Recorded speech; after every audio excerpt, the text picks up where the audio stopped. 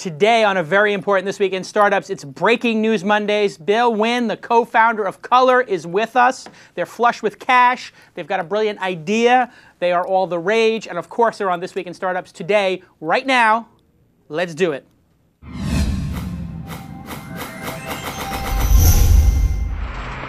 That's what it's all about, man. They said money is the root of all evil. What? Funny how it feeds my people. We ain't gonna live like equals until we get the money, spend the money, and defeat you. Yeah, money is the root of all evil. What? Funny how it feeds my people. Yeah, we ain't gonna live like equals until we get the money, spend the money, and defeat you. Wow, it was an interesting week last week. I got this email, this new app is out, Color. I grab it, I put it on my phone, and I say, my God, this is the stupidest thing I've ever seen in my life. I can't believe it. And then I do 15 minutes of research, and I say, this is the most brilliant thing I've ever heard. Don't judge a book by its cover. You always got to investigate and think deeply about these new startups and new businesses. Today, we're very privileged to have Bill Nguyen on the program, who is the co-founder and CEO of this great product.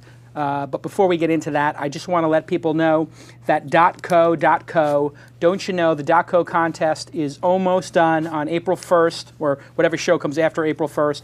Tyler and I will judge the best .co idea. I think there's been 75 entrants, which means you have about a 1 in 75 chance of winning a MacBook Air. This is Tyler's amazing idea. He got a MacBook Air, and then Tyler bought one just like this one over here you can see on Tyler's desk. And this is the top of the line MacBook Air, 2.13 gigahertz, dual core, 4 gig memory, super drive, all that beautiful stuff. Look at Tyler there. And so we're going to give one of those to somebody who buys the .co and then writes a sentence or two about what they would do with it. So whatever's the best idea. Whoa, the shirt's a little off here. I gotta fix that. So whoever comes up with the best idea for a .co, go buy a .co at GoDaddy or wherever you like to buy your domains, and then email it to contest@thisweekin, contest@thisweekin. Whatever show comes after April 1st, we are going. Today's the 28th, so you have 3 more days to enter the contest, and we'll accept any .co you email us up until midnight on April 1st. On April 2nd, then, we will pick the winner on the show, and they win a MacBook Air from Jason and Tyler. Right now, it's a 1 in 75 chance, and you get a great .co domain. Create your own opportunity. Thank you to .co for sponsoring the show and making independent media, like today's very important program, a breaking news program, available to the 100,000 people who watch the show now. We're 128 episodes in, and there's 100,000 people watching the show. Bill, are you there? I'm here. Bill, you've had an epic 5 days. People are going crazy for your new product, Color. Let's start off with the thing that is on everybody's mind. And obviously, I'm a product guy, but I just want to get the $41 million out of the way. Everybody is going insane about the fact that you raised $41 million pre-launch. That's the largest amount of money I've heard for a pre-launch company, at least in Web 2.0. I mean, Mahalo, in all honesty, we raised $21 million pre-launch, so it's double that, which is quite significant. What should we take away from this? Is this a big deal? Is it not a big deal? What's your thinking? Why did you raise so much money? And how do we put this into context and deal with it as individuals in the industry? Yeah, thanks, Jason. I appreciate the opportunity to be able to talk about it. I think, for us, when we started our company, we had this vision that we were going to be able to create a more elastic network. What that means is that when you're around other people, you create an instant social network you can share with other people. And so when we met with Sequoia and we talked about what our plans for the next 6 months, what our plans are for the next 3 years, they asked us, would additional capital make a difference? Would it help accelerate the development of it? Obviously, we haven't spent $41 million in building anything yet. But what $41 million will help us do is it'll allow us to have resources to be able to create a very better experience for consumers. There's a lot of technology that we have to acquire and implement, and infrastructure has to be put in place. It's a formidable task. So we need the actual money. It helps us develop faster. There's no other way around it. I wish it could have been done cheaper. Yeah. So this product is directly targeted at competing with Facebook. It is not Flickr. What you're doing is building an implied social network based upon a signal of quality, a signal of importance, photos, correct? Absolutely. I think, the way that we look at this experience is that Facebook is amazing for staying in touch with people when they're not around you. It's just like email. It works when not at the same time. You can send emails to people. You can use Facebook when you're not together. Our point was, what happens when you create a social network where people use technology? We're actually sitting together right next to one another, whether we may know each other slightly or we've been friends for a long time or we've never met. Can a social network address that opportunity? And it's a very much a post-PC social network. I called it the implied social network. People are calling it the implicit social network. Explain to our users what is different about the implied or implicit social network, which I don't know which word you prefer, than the explicit one, the one where you actually say, these are my friends. Yeah, I love the description of implied. I think for us, one of the challenges, this happens pretty regularly. In a really simple scenario, I go to a birthday party with a bunch of folks, and I recognize some of the people, but I don't know what their names are. So I have no idea anything about them. I don't know what their backgrounds are, what their interests are. I don't know anything about them other than they're at the same birthday party as me. Our hope was that by making it implied, that you obviously chose to be in the same place with someone. So can we share some information that makes sense? And so we begin with photos, we begin with video, we begin with text. We're not stopping there. So there'll be more pieces to this. And when did you first have this idea for the implied social network? What was the creative spark? When did it happen? After we were acquired by Apple, I spent a lot of time trying to understand this post-PC world, because every startup I've ever been a part of, now 7 before this one, was about the web and about the power of what it could do. When I saw what Apple was doing with post-PC products, I realized that everything was about to dramatically change, that we weren't going to sit in front of a machine and have a coffee and browse the web. We were going to actually use information when we're up and about and interacting with other people. And we just felt like that as amazing as it was to stay in touch with my friends and family that aren't nearby me, I felt that all those people, my coworkers, my neighbors, the people I run into every single day, those people have an ability to change my life. And the post-PC technology, because it brings the network to me, instead of me checking on it later, was going to make a completely different model in social behavior. And we're so excited about that. And so I think the implicit model you described it is the only way that it can be done. And it's only possible because everyone who's around you is part of your network. You don't have to add them as a friend. You don't have to follow them. It just happens because you're around them. We think that's a significant change in how technology and social behavior works. So you had this wow moment when you went to work for Steve Jobs after selling Lala, which was a cloud-based music product. What is the experience like of selling your company to Apple? They don't buy much, and it is probably one of the biggest compliments you can get as an entrepreneur is to have Steve Jobs say, I want to buy that product, because he is the greatest product creator in the history of technology. Do you agree? There's no doubt about it. I think one of the things that I had the opportunity to learn at being at Apple is that they are so decisive in terms of how they move forward. I mean, there's been a lot of conversation about what is a startup. Apple is a startup. It really is, in terms of how they make decisions, how streamlined it is. And I think for me, it was one of the most incredible moments of my entire life. It was an amazing a year.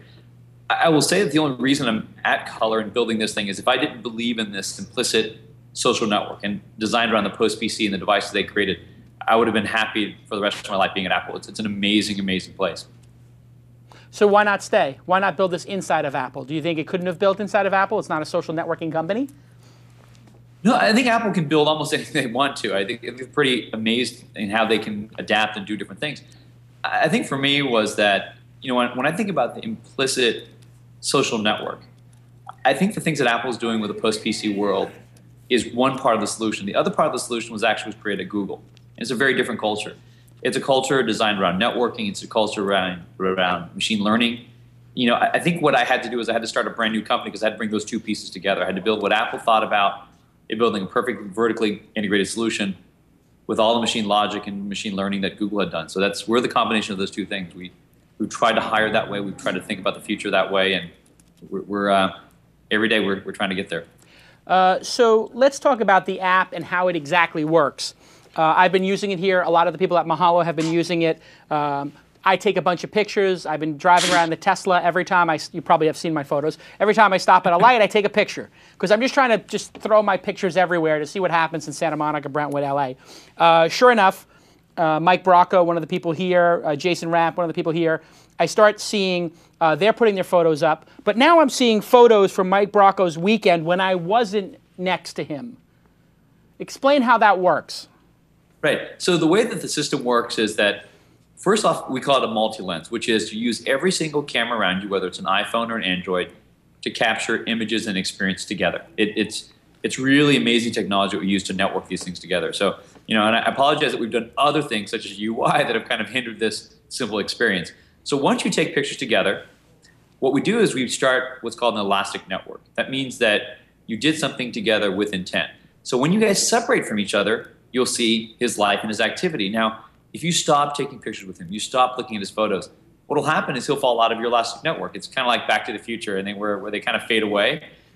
All the moments that you shared will still be there. You just won't get any updates. Our intent is that can you foster this relationship beginning with interaction, and it's less mature than the multi-lens technology, but it is something we think is pretty critical. Okay, so let's talk about what if I wanted to do explicit things with my network. You launch the app. It feels, frankly, like maybe the app was launched, I don't want to say rushed, but in its most basic form, almost like a minimal viable product. And I can't seem to figure out how to block somebody. I can't figure out how to add somebody. Explicit behaviors that I can do in a Facebook or a Twitter. Are those things coming? And what is your product release philosophy? Is it MVP, minimal viable product? Is it slow product like Path? What's the approach? Why did it come out so basic? Yeah, I think the problem is not that we didn't finish it. I think we have a very bad designer, and that would be me. So, we tried to do 3 things in one release, which was way too ambitious in hindsight. We tried to introduce to people this concept of multi-lens, which is that you're going to use multiple devices to take pictures together. We tried to introduce this concept to them that you can discover people when you're nearby them. And then we tried to create this concept of an elastic network where you can see other people's lives when you're not around them. I went for way too much. So what you're going to see in the next release is we're going to solve one problem. We're going to make the multi-lens work really well. So whether you're at a birthday party or at a dinner with friends or at a concert, we're going to make that one scenario work flawlessly with all the controls people expect. So for example, right now to block, you have to tap on someone's photo and then you have to say block. That's way too much effort. We're going to make it much more visible to be able to do that. We're going to make it much easier to connect to someone with a multi-lens, whether it's invite or anything else like that. So we're fixing these things, and that's no one else's. It's not an engineer's fault. It's not a designer's fault. You're looking at the guy who did this. It's my fault. So you seem to be, number one, you're happy and pleased as punch that this product is getting so much attention as an entrepreneur. But you also seem like a little bit almost beat up in that so much attention on the big number and the raising. People sort of attack the app. Robert Scoble, we had an audio of him attacking the thing, that this is the stupidest thing ever. You made it very simple. And you're sort of backtracking now, a little bit of regret, and you're taking some of the heat for your team. So you're saying you would actually do this differently if you had another choice? I mean, to me, it seems like launching an elegantly simple product that's confusing to people means it's visionary. And the fact that Sequoia, the #1 VC firm in the world in history, in terms of records and in terms of their return, backed it to such an extraordinary amount, this all seems like you did it perfectly. Are you being sincere when you're saying you would do it differently? Oh, I would absolutely do it differently. I think, it's, and Jason, I'm sure you've gone through this experience so many times as well. It's just, you sit in a little kind of almost like a bunker with your engineers, and you create something that you passionately believe about. And when you launch it, you kind of sit back and you see what the world thinks of it. I think we would have never imagined. I've never had the opportunity to raise this much capital for a startup in my entire life, especially at the beginning. I've never had Sequoia Capital behind it. I think we were completely caught off guard about what happened and how much noise it received, and people know me. I'm pretty much a recluse, which is ironic that I'm building a social product. We built it because we thought it was going to make people's lives better. We obviously launched it in a way that wasn't as clear as it could have been. That it went for way too much, and that we weren't prepared for the communication. So we made a mistake, and we think we're really smart, and we think we were going to work really hard at it, and we'll fix those things. Every one of my companies has done this, from OneBox to Lala. They always begin one way and they end up a very different way. This is how I built products, and so I can only say that I'm sorry. I didn't mean to offend anyone. I didn't mean to release a product that I felt was incomplete. That's just how I've always built I don't products. think you, I'll be totally honest, I don't think you offended anybody. Robert seemed pretty offended. Robert Scoble was offended. He also could have been drunk, and it was late at night. So it's in Bill's favor. I think you launched it brilliantly. It is a very advanced product. Even myself, I consider myself somewhat of a product expert. I review a lot of products. I built a lot of products. I built a lot of brands. I looked at this and said, oh my God, what an incredible name, color, brilliant name. We should get into that. Brilliant domain, brilliant name, brilliant branding. Number two, the biggest space you could go after as an entrepreneur is social networking right now. $100 billion for Facebook. The nearest competitor, Path, $100 million valuation. Or maybe Twitter, if you can consider a social network, which really, Twitter is more publishing platform than social network. They would even agree with that, I think. So there is no number two to Facebook other than Path and Twitter, arguably, and they're maybe worth 5 to 1% or 0.1%. So you went after a huge market. I mean, I was very impressed with the launch. I thought it was, hey, we're here and we're gonna change things and shake it up. I got very good inside information that Steve Jobs invested in this and he was your first investor. True or not true? I did no comment. Not true. It's not true? Not true. When you showed it to Steve, what did he say? No comments. So you did show it to Steve, but you're not commenting on. I feel. No, I will say this. I think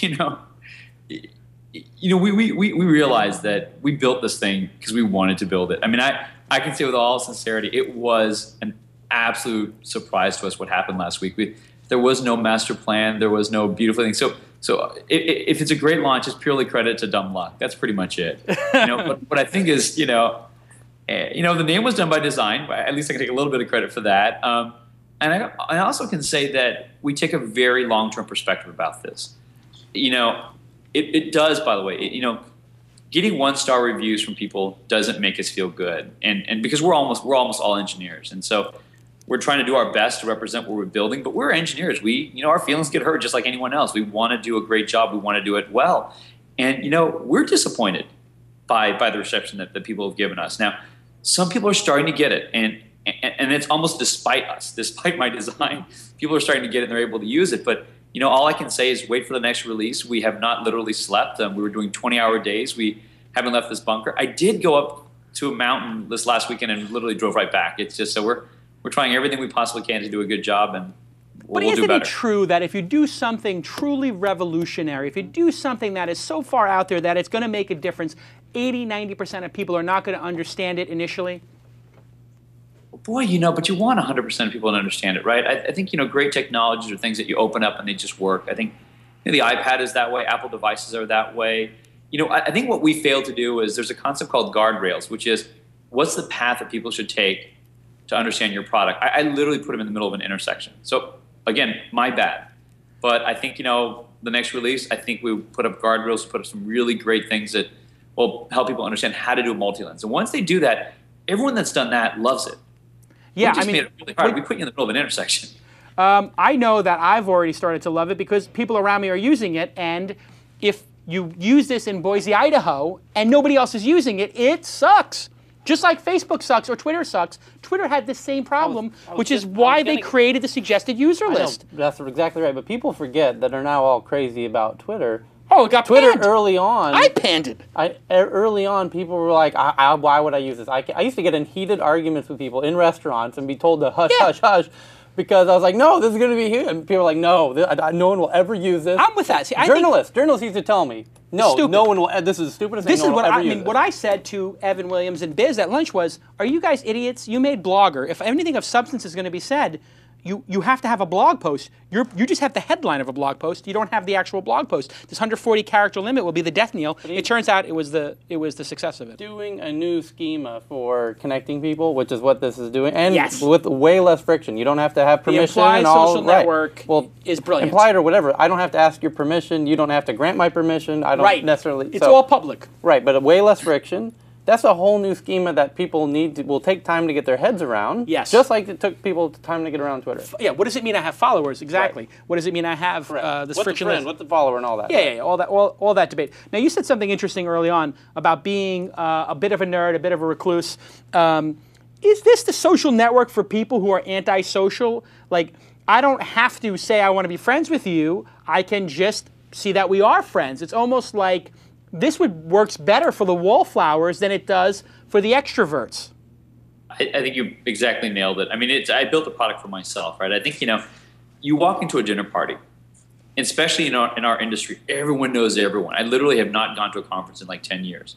And so, you walk into a room and you want to talk to people, you want to interact, but you don't know anyone.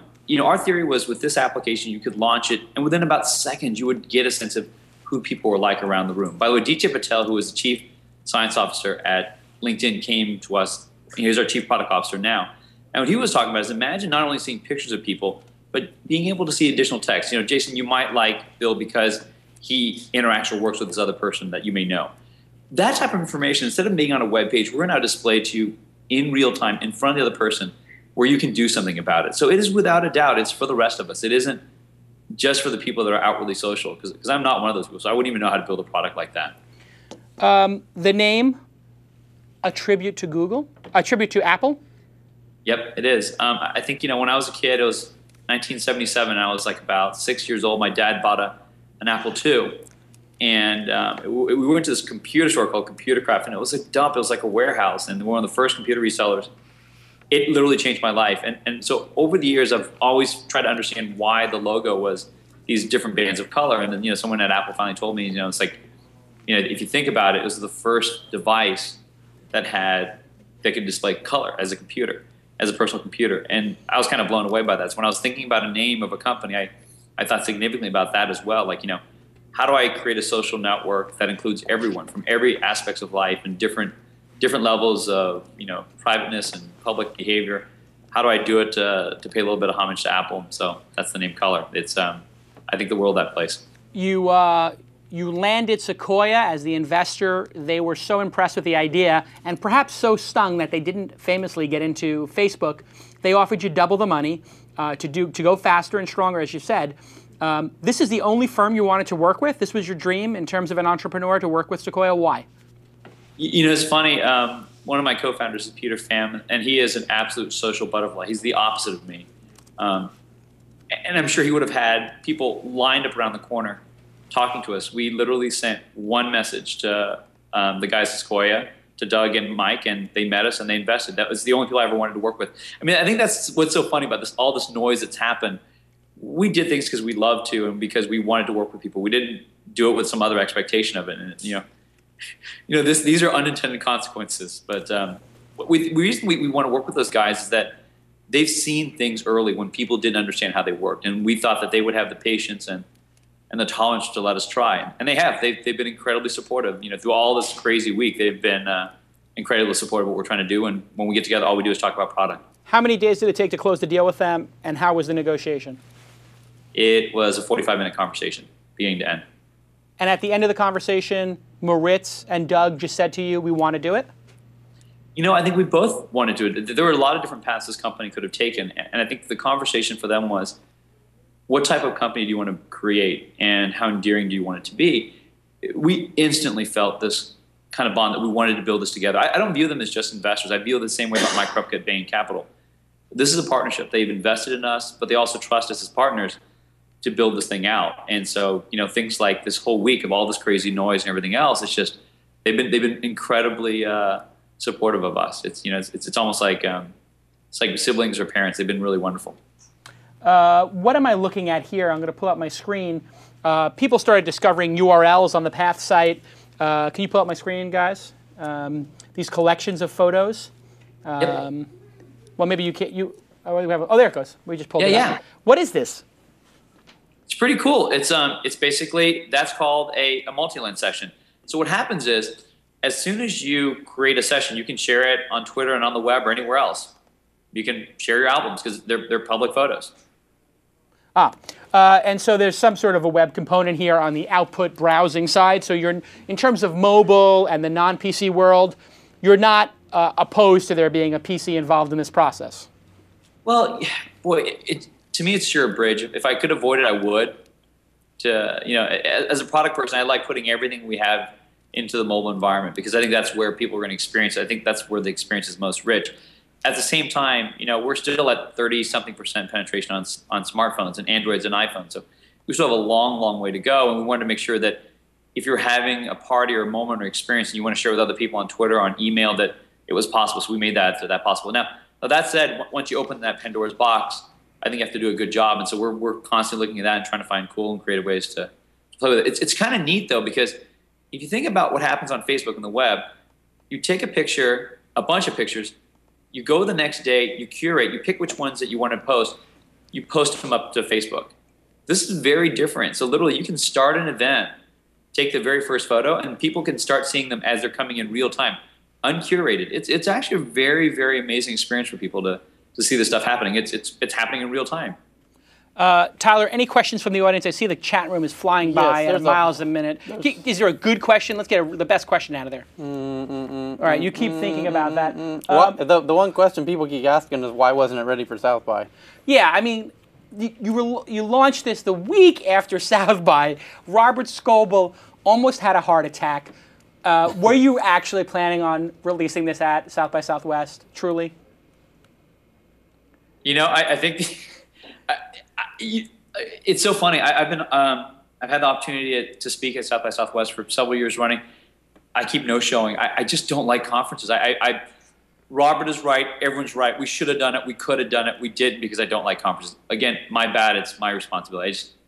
I just didn't want to do it. And what's this about taking baths in some porcelain bathtub? I see it in the show notes. I don't know anything about this, but please explain to the audience your bathing habits.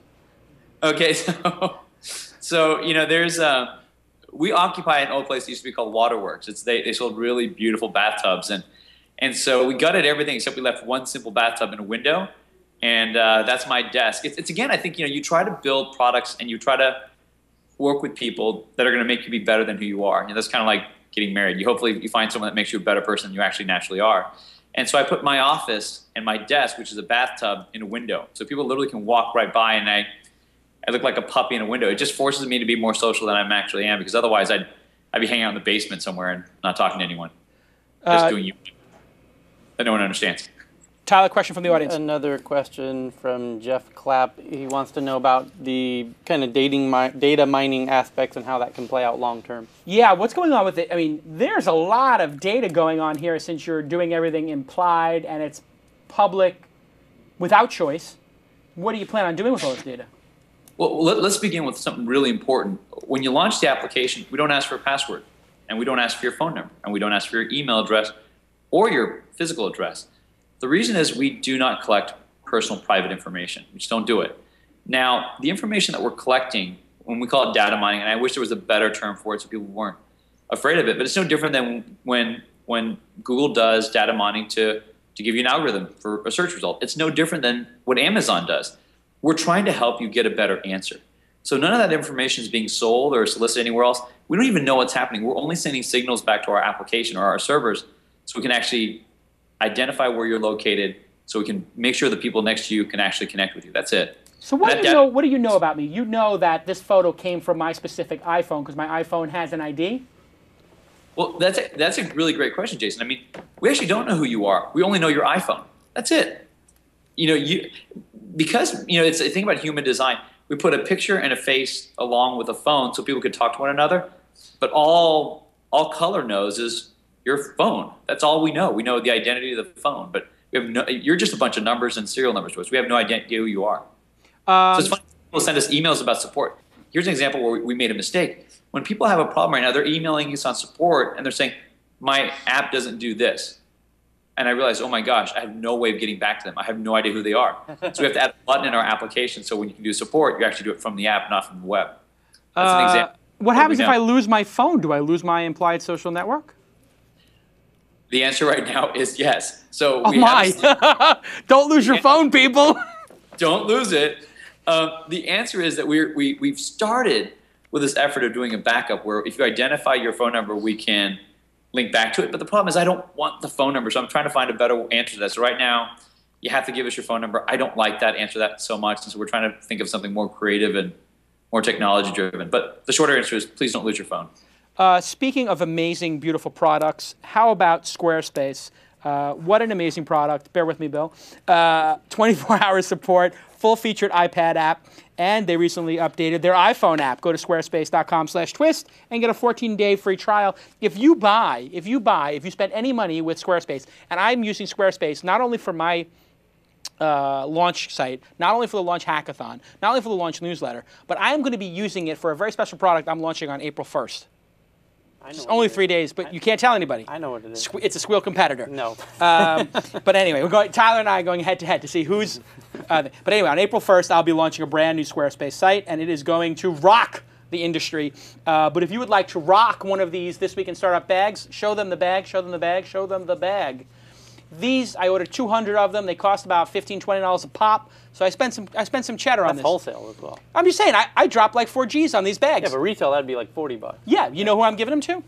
People. You know how much I'm selling them for? People. Zero. Yeah, okay. If you sponsor, if you buy something on Squarespace, like you just order like the $10 thing or whatever, you mail the receipt to contest@thisweekend.com, we ship you one of those. And we'll probably throw in a Mahalo mug or two, or maybe even whatever. We'll probably send you a color iPhone. You're going to be giving away free iPhones, right, Bill?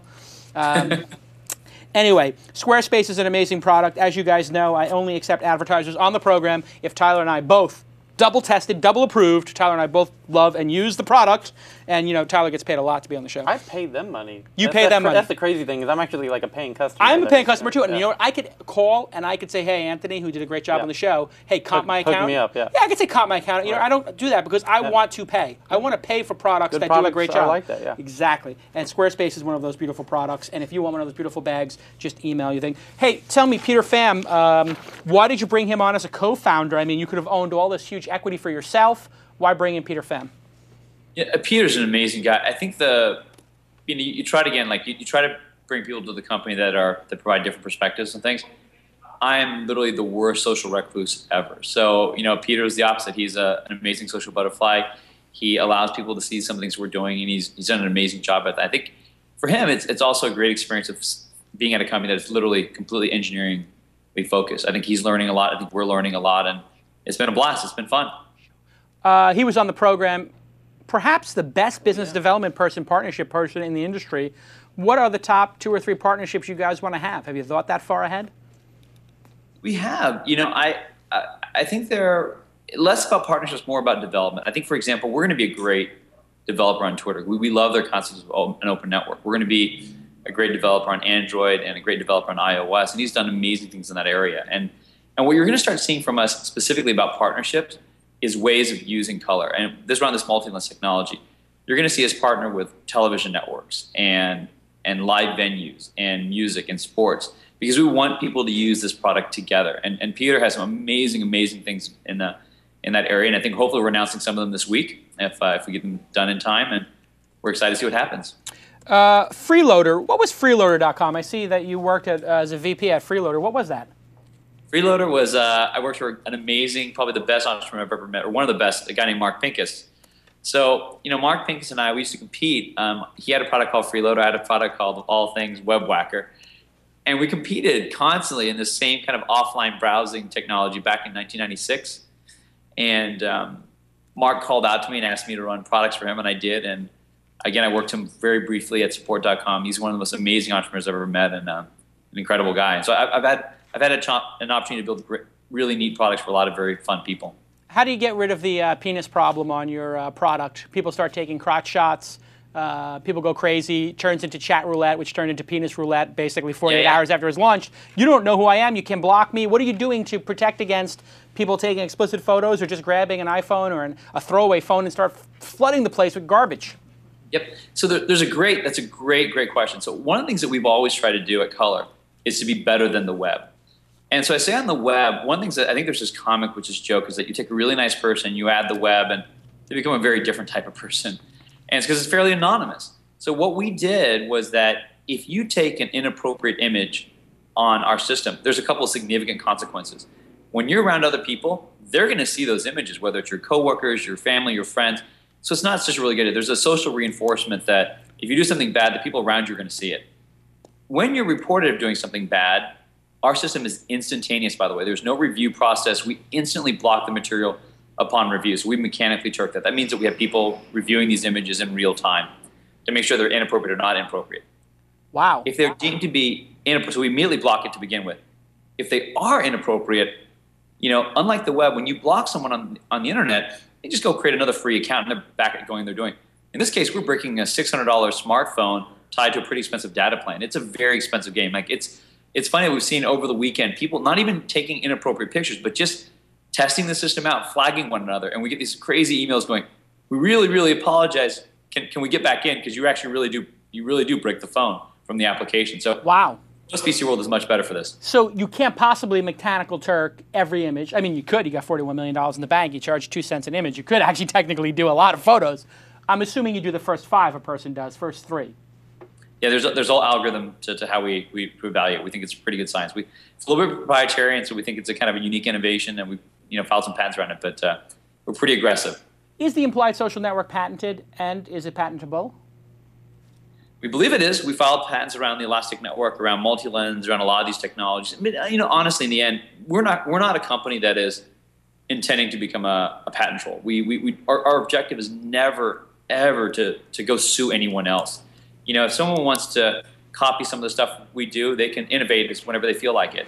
We just want to do we want innovation to occur. But we filed the patents because, it's kind of this weird game that companies play that we have to. Otherwise, I wouldn't do it. I'm not a big fan of the entire business model. What if I'm into a lifestyle that says, I don't know, a European lifestyle, let's say, and I think taking pictures of breasts at the beach are fine, and some people in the United States say, hey, boobies are not fine. How does Mechanical Turk and your reviewer, who's getting paid probably $5 an hour, make the judgment call that boobies on the south of France are okay, and boobies in South Beach are okay, but boobies in California not okay? I think you kind of nailed it. Between Florida, Europe, and California, there's a Disneyland in each place. So our rules basically, if you don't do it at Disneyland, don't do it on here.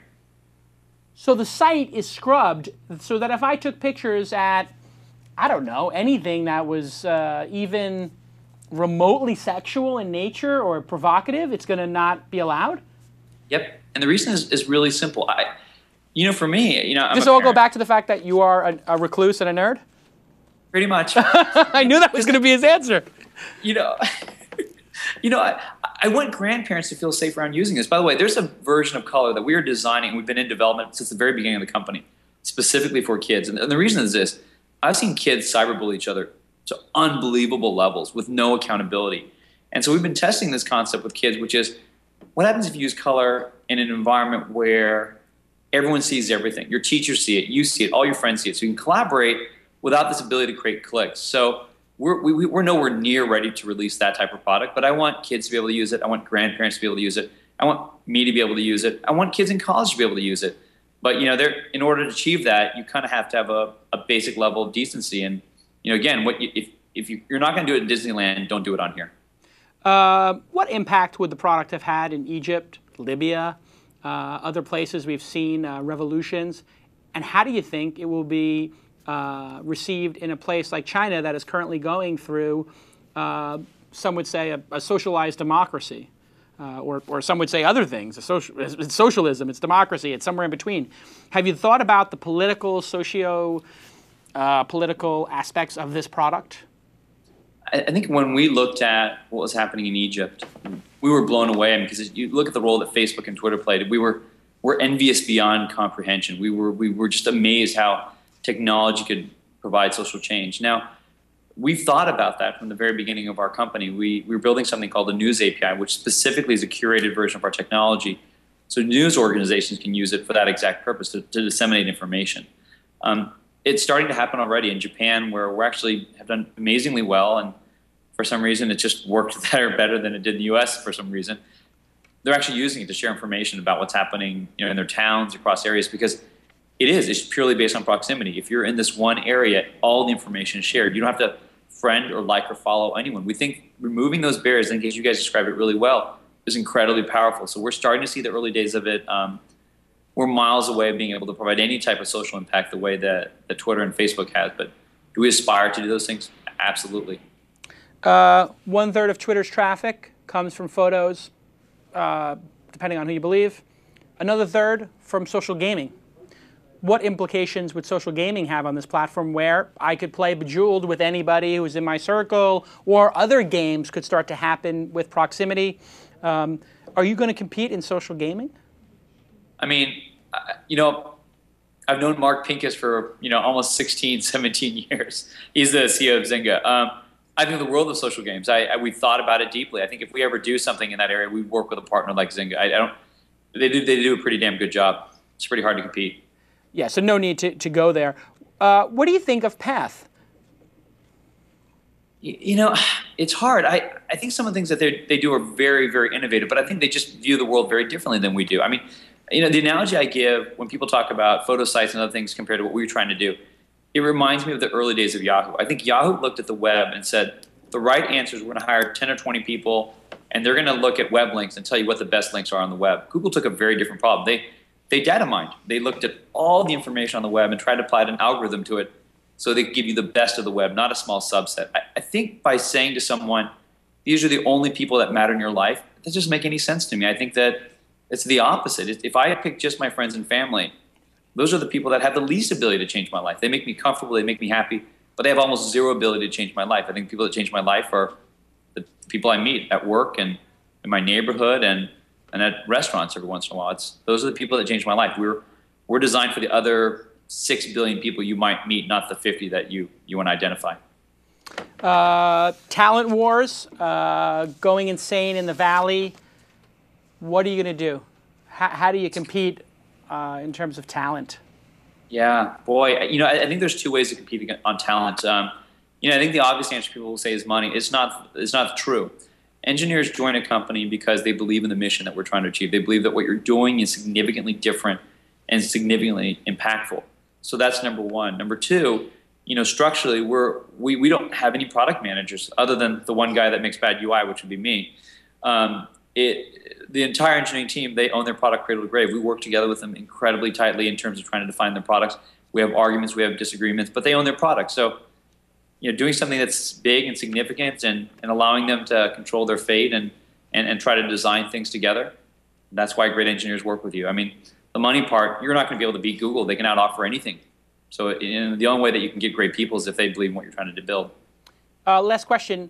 How do you compete, or do you compete? Do you see yourselves competing with the Foursquare or a Gowalla? Obviously, it's a proximity application. Obviously, you mentioned venues you want to work with.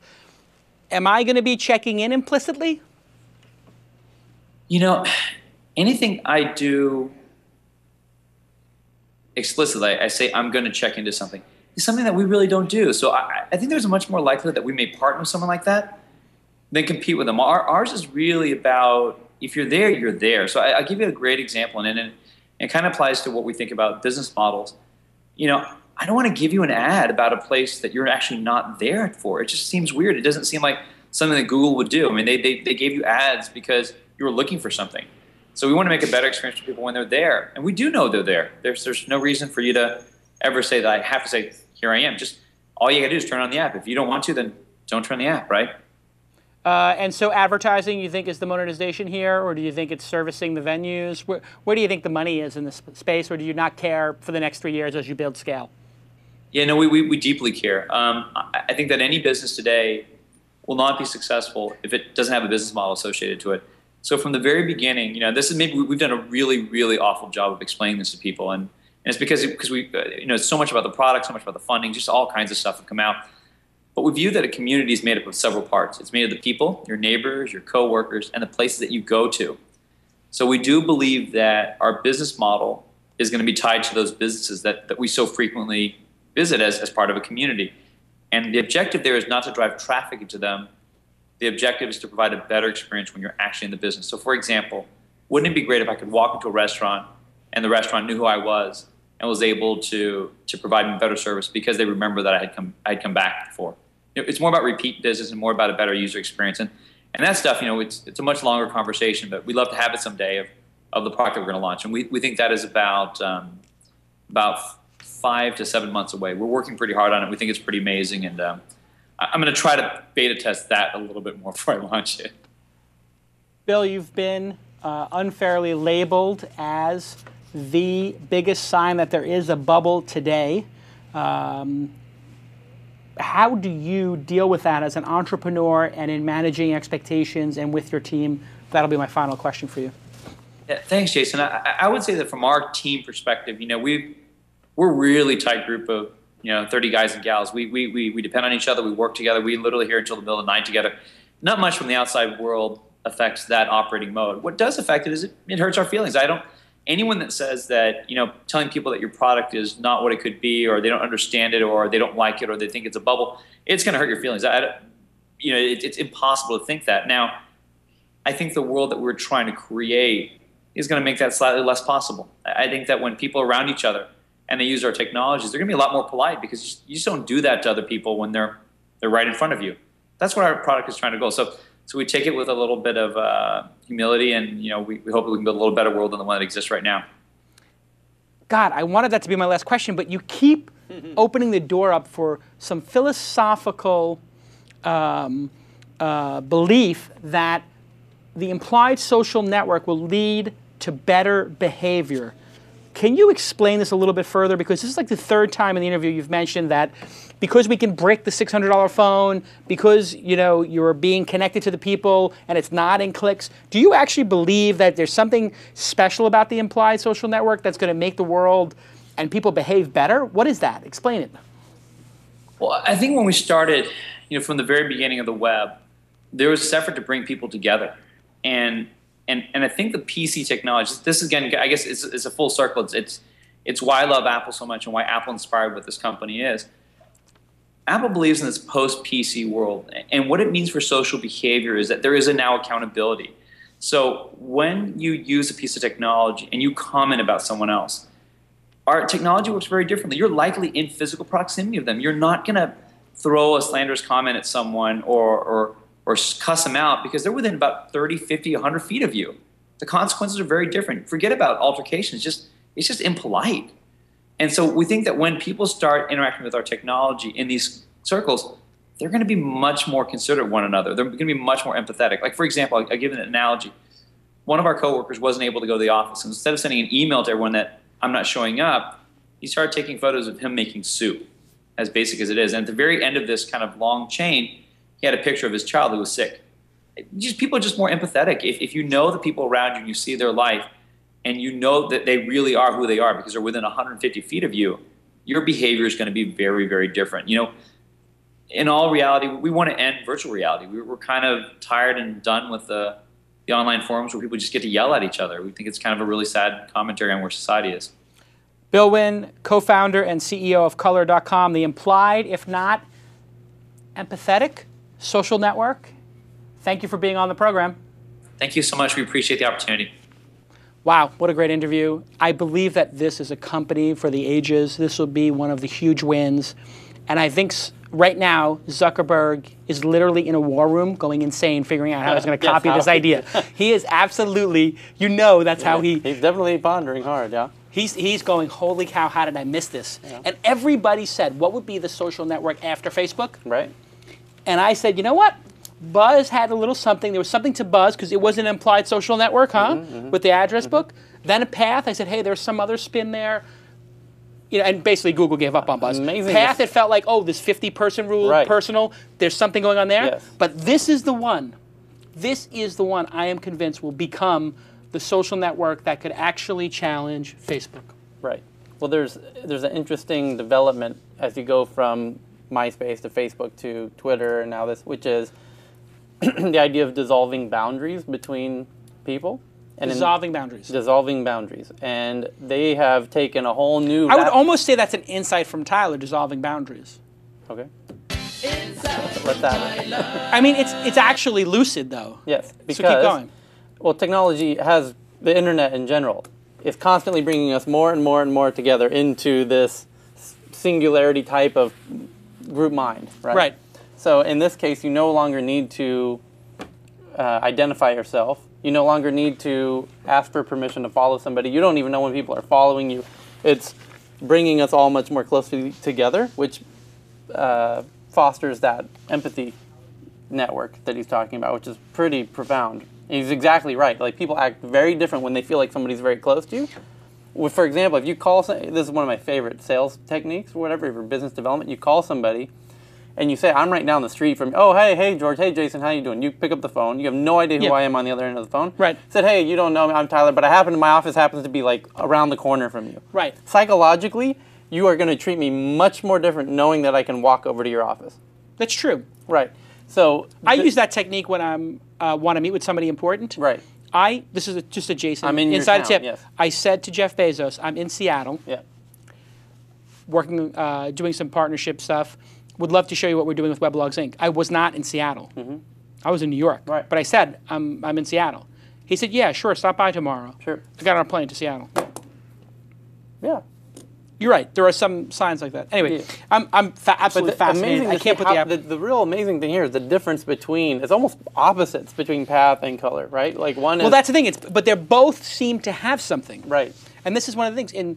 In the industry, multiple people can hit on something that could work. There are multiple ways to get from the old world to the new world. They're both going straight mobile for the most part. Yes. Right. So they both share that DNA. Right. Both have And they're 5 character or less, beautiful $1 million domain names. Yep. Yes. Yep. Both have founders who are coming off a big win. Yep. Yes. Yep. Both have elegant design on the mobile platform. Yep. Yes. Well, they're both born out of the post-PC, both mobile world, right? And post-Facebook. It's amazing to hear people, criticize. And Dave Moran's Right. is literally post-Facebook. Right. But when people criticize things like color and path, like, oh, I don't get it, and you and I are in a very kind of unique situation over here in the corner that sees a more longer curve of this, is that people wonder, oh no, Facebook's it forever. It's going to be around forever and ever, and how could you ever question it? I think the people who buy Facebook at 100 billion, they might be the last people in at 100 billion. They might lose 30% of their money. Right, but I'm not saying it won't be worth 60 or 70 billion. Things shift and change and allows for a whole other new thing to kick off, like this post-PC. Facebook, you're tied to the PC. I'm going to say it right now. The person who buys Facebook at 100 billion, that's the person when the musical chairs stop, that's the person who falls on their ass. I'm just saying it. Thank you to .co. If you would like to win, you get a 1 in 75 chance right now. It'll probably go to 1 in 150, I'm guessing, or 125, which is still pretty good odds. Go buy a .co. It could be funny. It could be brilliant. It could be salient. Whatever your idea is, write it for a line or two and send it to us. Hey, even if you build out the idea, we'll give you even bonus points. But all you got to do is buy a .co and forward your receipt to contest at This Week In. And same thing with Squarespace. If you spend any money with Squarespace, $5, $10, whatever, forward that receipt to contest at This Weekend. I will ship you one of those beautiful bags with some other swag in it. And I got some books. I got some of the, I probably have a couple Gary Vee books left. I have a couple of books left from David Cohen, from the Techstars book. I always get stacks of books and stuff like that. So I'll throw some other stuff in it too. And you'll get that. And those bags are running out. I think there's maybe 60 bags left. So do that now. And do support the program. Do say on your Ustream account, thank you at dotco, and say thank you at Squarespace. Two great companies, and we really appreciate the support. We'll see you next time. Oh, and thank you to the crew. Thank you to producer Rob, who's finishing up here. Thank you to Kieran. I used 3 of your questions today. I used 0 last time, so you're getting better. Tyler, let's go eat some sushi. We'll see you next time on This Week in Startups. That's what it's all about, man. They said money is the root of all evil. What? Funny how it feeds my people. Yeah. We ain't gonna live like equals until we get the money, spend the money, and defeat you. Yeah. Money is the root of all evil. What? Funny how it feeds my people. Yeah. We ain't gonna live like equals until we get the money, spend the money, and defeat you.